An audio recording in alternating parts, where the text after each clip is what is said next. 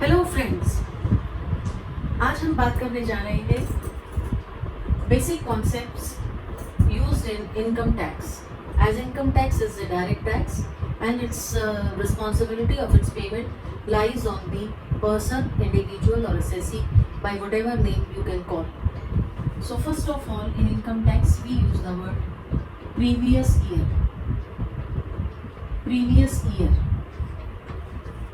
जिस साल की इनकम पर हमें टैक्स देना होता है that is called previous year. जिस साल में टैक्स देना होता है that is called assessment year. And previous year always follows assessment year. Every time एक प्रीवियस ईयर होगा, उसका नेक्स्ट ईयर असेसमेंट ईयर होगा. For example 2018-19 is previous year, so 19-20 is assessment year. 2016-17 is previous year, 17-18 is assessment year. जिस साल की income पर tax दे रहे हैं that is called previous year. जिस ईयर में टैक्स दे रहे हैं that is called assessment year. Financial year का यहाँ पर सिर्फ इतना सा अभिप्राय है 1 अप्रैल टू 31 मार्च. कोई दिवाली ईयर, दशहरा ईयर नहीं काउंट किया जाएगा. It is termed as financial year and financial year always ranges from 1 April to 31 March. और इसीलिए ऑलवेज यहाँ पर 2 ईयर शामिल होते हैं दैट इज 18-19 और 19-20 और 16-17 और 17-18 etcetera.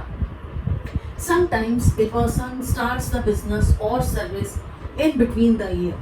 Say Mr. X joins an organization, say on 1st October 2019. हमारे लिए the useful year is or the relevant previous year is 1920 and relevant assessment year is 2021. So X joins an organization on 1st October 2019. So in this case the previous year will run from 1st October 2019 to 31st March 2020 and assessment year will be 2021. When we talk about the next previous year, that is of 2021, it will be counted as full year. That is from 1st April 20 to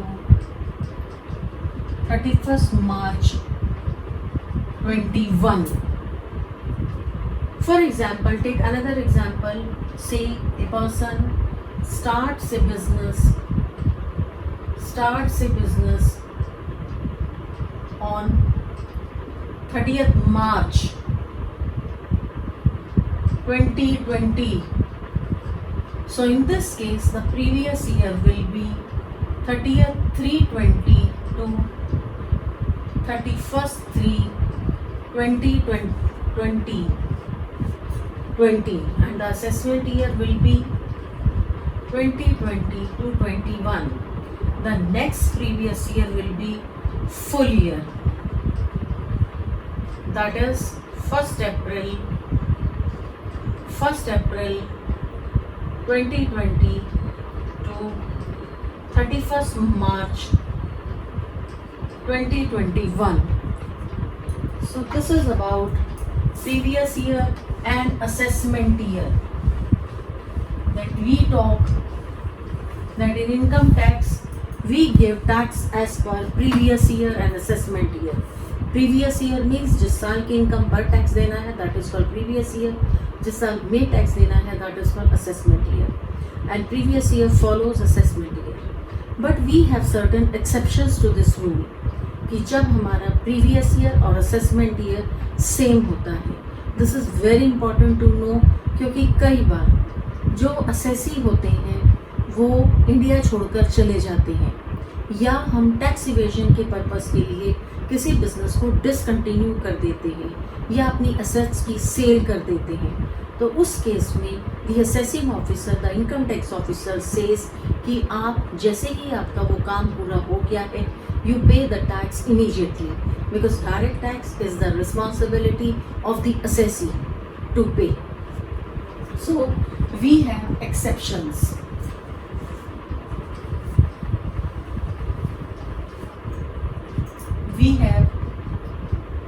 exceptions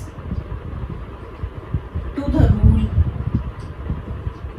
exceptions to the rule that when previous year and assessment year are same, generally the previous year follows the assessment year. We have certain exceptions. Number one, NRI leaves India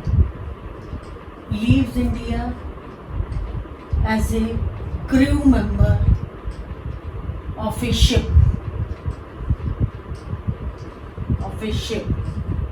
NRI हमारे दो type के persons होते हैं, resident, non resident. Resident का मतलब है कोई भी पर्सन इंडिया में रेजिडेंट है 182 डेज अगर वो इंडिया में रुकता है, और 182 डेज इंडिया में रुकने का मतलब है कहीं पर भी रुकिए आप, कैसे भी रुकिए आप। ज़रूरी नहीं है कि आप यहीं पर पूरे 182 डेज रुकेंगे या यहीं पर रुकेंगे या यहीं पर, आप पूरे इंडिया में घूमते रहिए आराम से। 4 दिन चले जाइए, 4 दिन आ जाइए, 8 दिन चले जाइए, बट टोटल आपको इंडिया में 182 डेज रहना है। और अगर आप टोटल 182 डेज इंडिया में रहते हैं तो आप बन जाते हैं रेजिडेंट, और अगर आप 182 डेज से कम रहते हैं इंडिया में तो आप बन जाते हैं नॉन रेजिडेंट। तो अगर इस तरीके का नॉन रेजिडेंट इंडिया छोड़ता है अगर अपने शिप के क्रू मेंबर के फॉर्म में, और शिप क्या कैरी करेगा, शिप कुछ भी कैरी कर सकता है, लाइफ स्टॉक कैरी कर सकता है, पैसेंजर्स कैरी कर सकता है, या कुछ भी कैरी कर सकता है। तो जब ये शिप लेके जा रहा है एज ए क्रू मेंबर, तो इनकम टैक्स ऑफिसर कहते हैं कि आपका प्रीवियस ईयर और असेसमेंट ईयर सेम रहेगा। कि मान लीजिए ये लीव कर रहा है इंडिया को 15 सितंबर 2019 को, ये इंडिया को लीव कर रहा है, तो उसका प्रीवियस ईयर होता है 15/9/2019 टू 31/3/20, और इसका असेसमेंट ईयर होना चाहिए था 2021। लेकिन क्योंकि ये NRI है और ये इंडिया को छोड़ के जा रहा है एज ए क्रू मेंबर, तो इसका असेसमेंट ईयर भी यही रहेगा, दैट इज 15/9/2019 टू, इसका असेसमेंट ईयर भी यही रहेगा 3/20। इसका प्रीवियस ईयर हमारा रहेगा, क्योंकि ये 15/9 को छोड़ के जा रहा है, तो इसका ये रहेगा 1 अप्रैल 19 टू 15 सितंबर 2019, क्योंकि ये 15/9 को छोड़ के जा रहा है। तो इसका प्रीवियस ईयर होना चाहिए था 1 अप्रैल 19 टू 15 सितंबर 19, और असेसमेंट ईयर होना चाहिए था 2021। लेकिन इस केस में क्योंकि इंडिया को छोड़ के जा रहा है, इसलिए इस केस में इसका assessment year will be 15/9/2019 to 31/3/20, कि आप जाने से पहले इस ईयर की क्लोजिंग तक अपना टैक्स लायबिलिटी सेटल करके जाइए। Second case is person leaving India. ये भी हमारा केस मिलता जुलता सा है, लेकिन ये है हमारा कि NRI as a crew member जा रहा है, और अपने शिप में भी जा सकता है, किराए की शिप में भी जा सकता है। लेकिन यहाँ पर है पर्सन लिविंग इंडिया, और person I have already told you, एक बार फिर से बताती हूँ, पर्सन मीन्स एनीबॉडी, इंडिविजुअल जैसे कि मैं और आप हैं, जिसमें सांस होती है, जान होती है। HUF हिंदू अनडिवाइडेड फैमिली, जिसमें कि कर्ता इंचार्ज होता है, कोई रजिस्ट्रेशन की ज़रूरत नहीं होती है। उसके बाद में joint stock company, artificially created person, sue कर सकती है, अपने ऊपर स्यू हो सकता है, प्रॉपर्टी ओन कर सकती है, रबर स्टैम्प होती है। This is joint stock company. उसके बाद कोऑपरेटिव सोसाइटी जो कि वेलफेयर के लिए बनाई जाती है, इसमें किसी का कोई प्रॉफिट मोटिव नहीं होता। So everybody is person. अब मान लीजिए बैंक ऑफ इंडिया है, this is person. Delhi university है, दिस इज पर्सन। कोई आपका ये इस्कॉन है, दिस इज पर्सन। कोई आपका झंडे वाला टेम्पल है, this is person. Everybody is person because everybody is suppose to pay the tax. Income tax कहता है कि आपने टैक्स देना ही देना है, आपके लिए कोई भी रिलैक्सेशन नहीं है। तो जब कोई भी पर्सन इस तरीके का इंडिया छोड़ के जा रहा है, ऑब्वियसली हम नेचुरल पर्सन की बात कर रहे हैं, क्योंकि joint stock company, cooperative society, ये सब आर्टिफिशियली क्रिएटेड है, ये वास्तव में है नहीं, ये सिर्फ आइडेंटिटी है पेपर पर। तो हम नेचुरल पर्सन की बात कर रहे हैं। तो जब नेचुरल पर्सन इंडिया छोड़ के जा रहा है, तो मान लीजिए नेचुरल पर्सन इंडिया छोड़ के जा रहा है से 10th of June 2019 को, तो इसका प्रीवियस ईयर रहेगा 1st 4 2019 to 10th June 2019।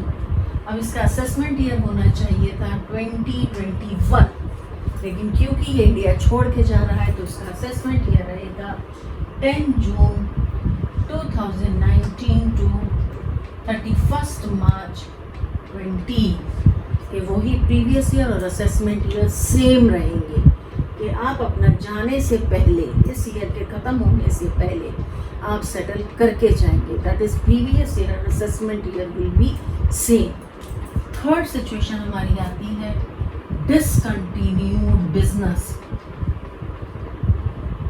Discontinued business, कि मान लीजिए हमने कोई बिजनेस ड्यूरिंग द ईयर बंद कर दिया है, तो इनकम टैक्स सेज की आपने ड्यूरिंग द ईयर कोई भी बिजनेस बंद करा है, तो उस बिजनेस पर आप अभी टैक्स देंगे, हम आपके लिए अगले साल तक वेट नहीं कर सकते हैं। फोर्थ एक्सेप्शन हमारी आती है, that is selling of assets, कि अगर हम कोई एसेट सेल कर रहे हैं अपने टैक्स की लाइबिलिटी को बचाने के लिए, so the income tax says कि आप अभी ही टैक्स देंगे और previous year and assessment year will B same. इसी तरीके से फिफ्थ हमारी जो लाइबिलिटी, फिफ्थ हमारा जो केस होता है, दैट इज एक्सेप्शन होती है, दैट इज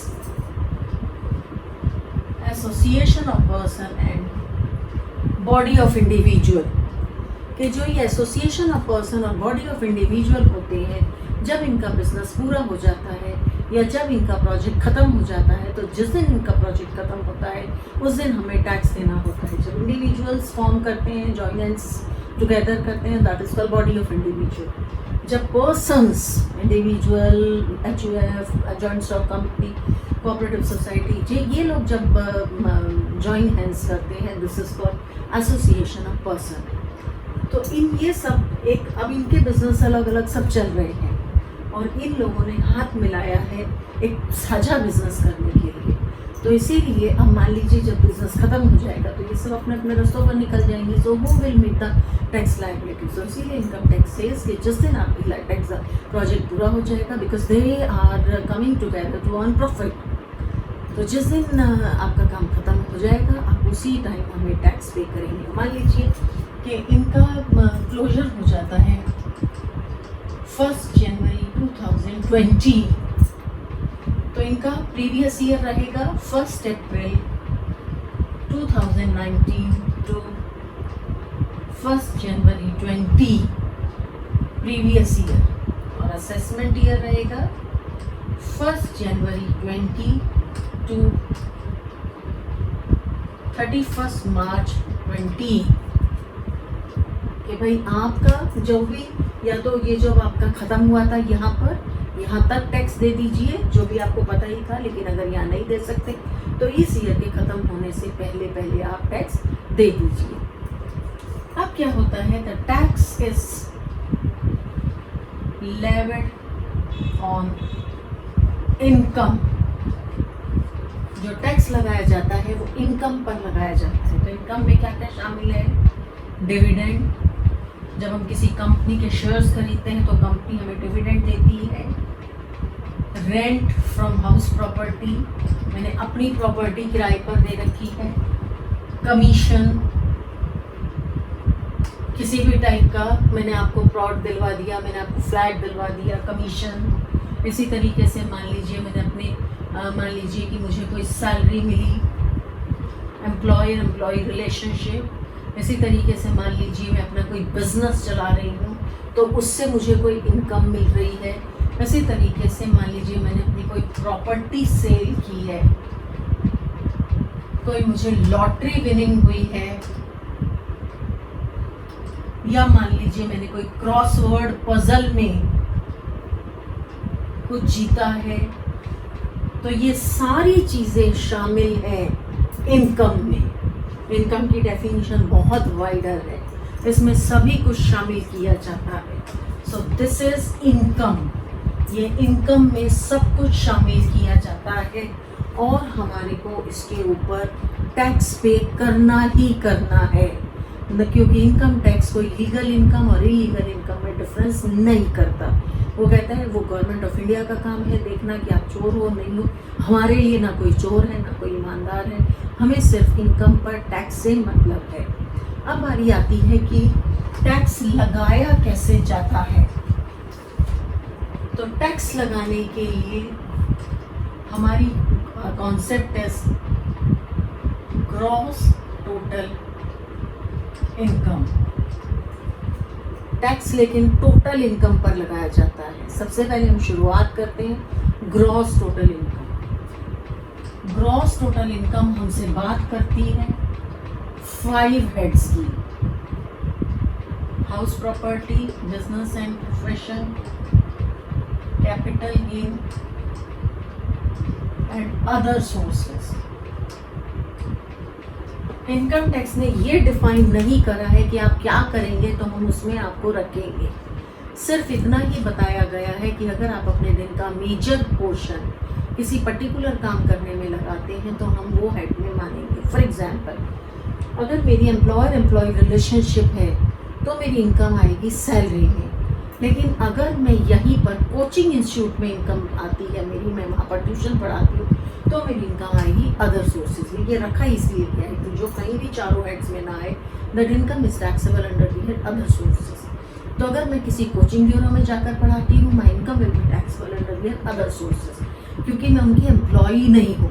हाँ, लेकिन अगर कोचिंग इंस्टीट्यूट ने मुझे एज एम्प्लॉई हायर कर रखा है, मुझे मंथली बेसिस पर सैलरी देते हैं, मेरा सारा दिन वहीं पर जाता है, that my salary will be taxable under the first head, that is salary. Salary और wages no difference. Income tax कहता है कि चाहे आप पत्थर उठाने से आपको तनख्वाह मिल रही है, चाहे आपको कैसे भी मिल रही है, चाहे आपको ऑफिस में बैठने से तनख्वाह मिल रही है, तनख्वाह is taxable under the first head, that is salary. लेकिन अगर मान लीजिए कोई पेपर चेकिंग से इनकम है, कोई कोचिंग इंस्टीट्यूट से इनकम है, कोई मैंने पार्ट टाइम अगर मैंने कोई लेक्चर डिलीवर किया है या कहीं पर मैं लेक्चर डिलीवर करने गई थी और मुझे रेम्यूनरेशन मिला है, that will be taxable under the fifth head, that is other sources. House property में 2 चीज़ें हैं: ओन्ड एकोमोडेशन, ओन्ड एकोमोडेशन और अदर टाइप ऑफ एकोमोडेशन।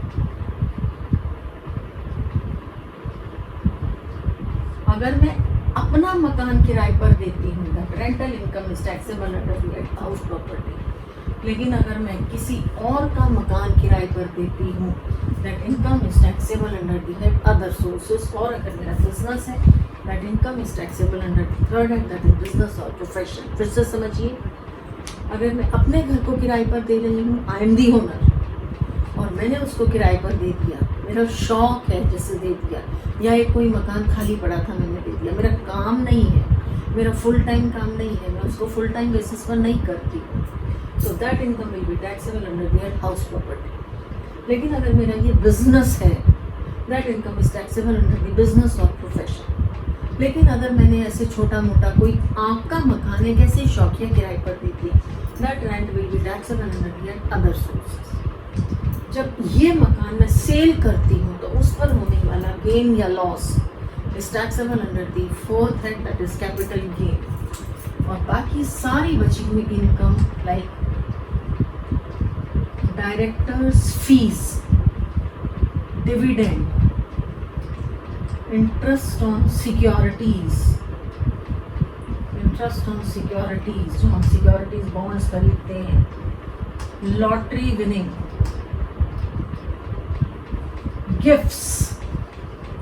अब सुनते ही आपको लगेगा कि ये तो एग्जेम्प्टेड होता है, इस पर तो टैक्स नहीं है। हाँ बिल्कुल, लेकिन हम ऐसे भी कह सकते हैं इनकम टैक्स में सब चीज़ों का सेक्शन है, इनकम टैक्स में सब चीज़ें प्रॉपरली डिफाइंड है। तो आपको लिखना पड़ेगा कि पहले अगर कोई गिफ्ट लिया दिया जाता है, that will be taxable under the other sources. हम फिर देखेंगे कि अगर रिलेटिव से गिफ्ट दिए लिए गए हैं, नाना नानी, दादा दादी, चाचा चाची, मामा मामी, बुआ मौसी, इनसे अगर हस्बैंड वाइफ से गिफ्ट लिए दिए गए हैं, दैट इज टोटली एक्सेप्टेड। वो सब जब ये रिस्पेक्टिव हेड्स करेंगे तब हम आपको बहुत अच्छे से एक एक चीज़ क्लियर करेंगे।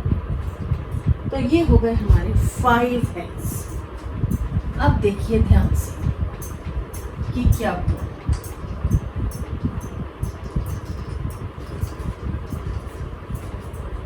कि हमारी ये ग्रॉस टोटल इनकम आ गई। ये जो हमारे 5 हेड्स हैं, इन सभी रिस्पेक्टिव हेड्स के अंदर भी हमें फैसिलिटेट करने के लिए, असेसी को फैसिलिटेट करने के लिए, जो सारे पर्सन हैं लेकिन जो पे टैक्स पे करता है, कि इज कॉल्ड असेसी। तो असेसी को फैसिलिटेट करने के लिए इन रिस्पेक्टिव हेड्स के अंदर में भी कुछ डिडक्शंस दी हुई हैं। जैसे सैलरी में मान लीजिए हमें स्टैंडर्ड डिडक्शन दी हुई है, हाउस प्रॉपर्टी में हमें स्टैट्यूटरी डिडक्शन दी गई है, बिजनेस और प्रोफेशन में बहुत सारी डिडक्शंस दी गई हैं, सो दैट कि असेसी को बेनिफिट भी हो जाए। क्योंकि गवर्नमेंट का काम यही नहीं है कि पैनलाइज करना, टैक्स लगाना, ज़्यादा से ज़्यादा इनकम जनरेट करना, ऐसा नहीं है। गवर्नमेंट एक वेलफेयर गवर्नमेंट है और उसका काम ये भी है कि लोगों को मोटिवेट करना कि आप ईमानदारी से टैक्स पे करिए, हम आपको फैसिलिटेट करते हैं, हम आपको बहुत सारे प्रकार की छूट देते हैं। तो उसी लिए सैलरी में हमारे को स्टैंडर्ड डिडक्शन की छूट दी जाती है, हाउस प्रॉपर्टी में हमारे को स्टैट्यूटरी डिडक्शन 24 में, सेक्शन 24 में डिडक्शन दी जाती है, बिजनेस और प्रोफेशन में हमें डिफरेंट सेक्शंस में रिबेट डिडक्शंस दी जाती हैं, कैपिटल गेन में हमें डिडक्शंस दी जाती हैं, अदर सोर्सेज में हमें डिडक्शंस दी जाती हैं। और ये सब माइनस करके हमारे पास आ जाता है ग्रॉस टोटल इनकम। इस ग्रॉस टोटल इनकम में से कुछ हमारी डिडक्शंस हैं जिनको हम कहते हैं 80C to 80U।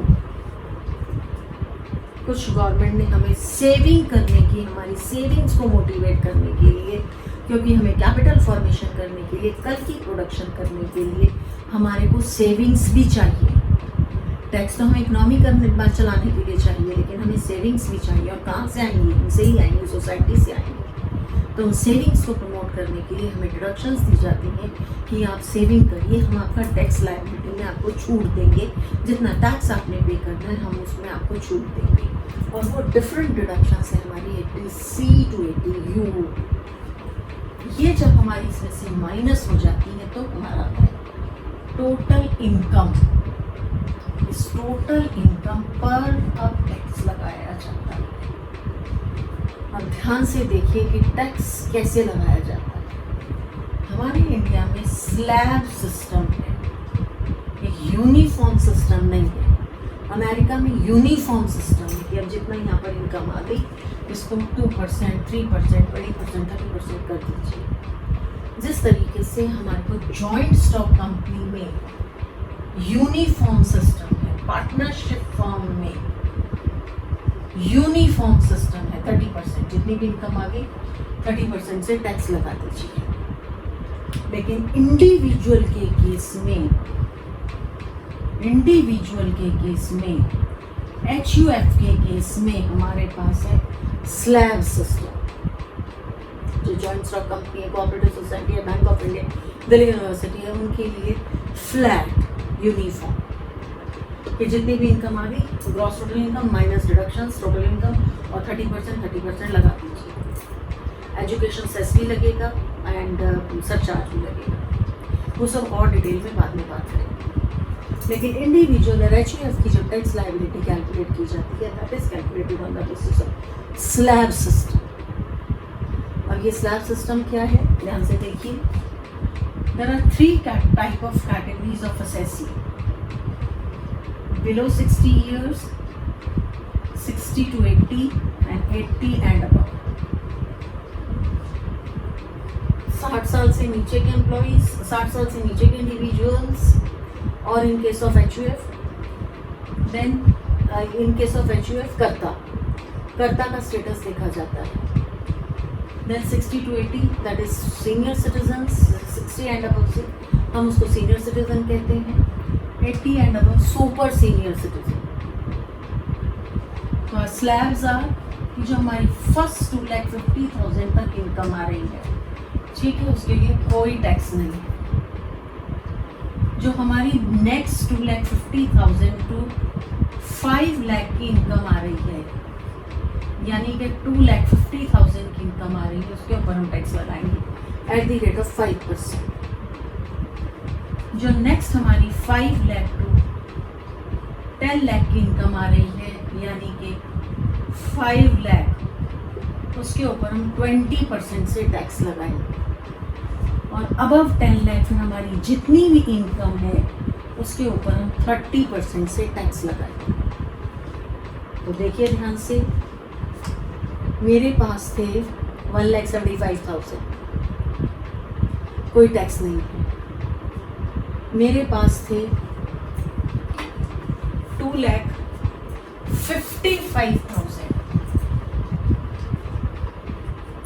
मेरे पास थे 2,55,000।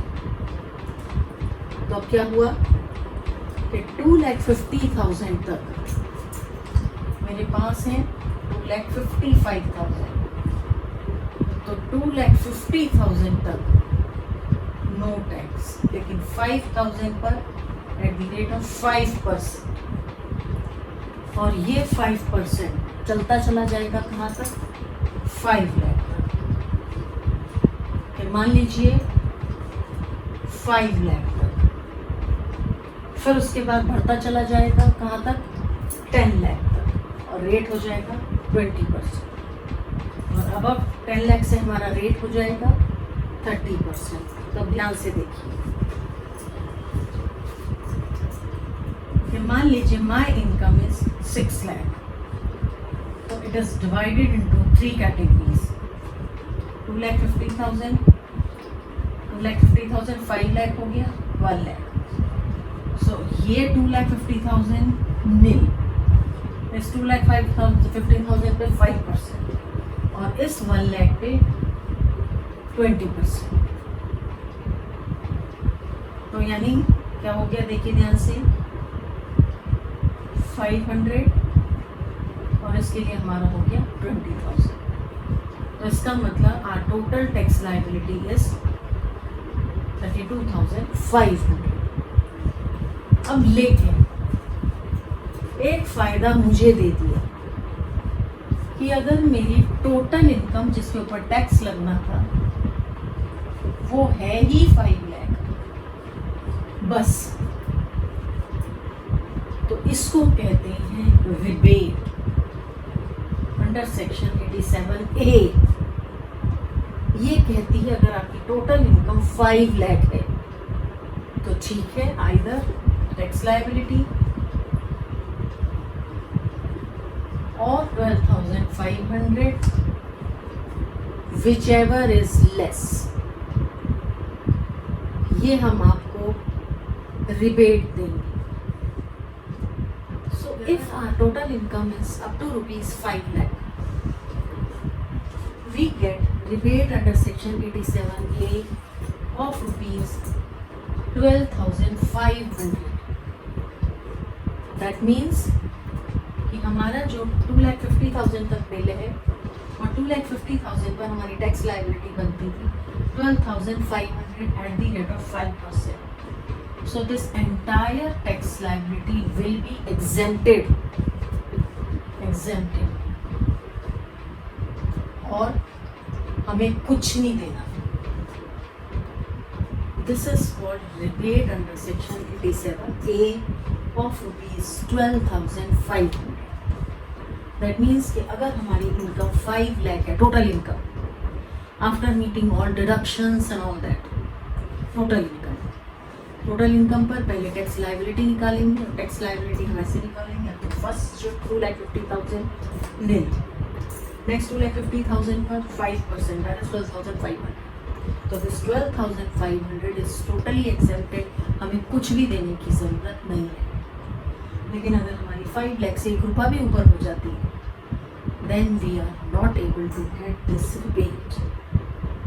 So friends, in this lecture we have seen previous year, assessment year, person, assessee, income, gross total income, meaning the headings under gross total income, deductions ATC to ATU, total income, rates of taxes, that is slabs, in case of individual and HUF.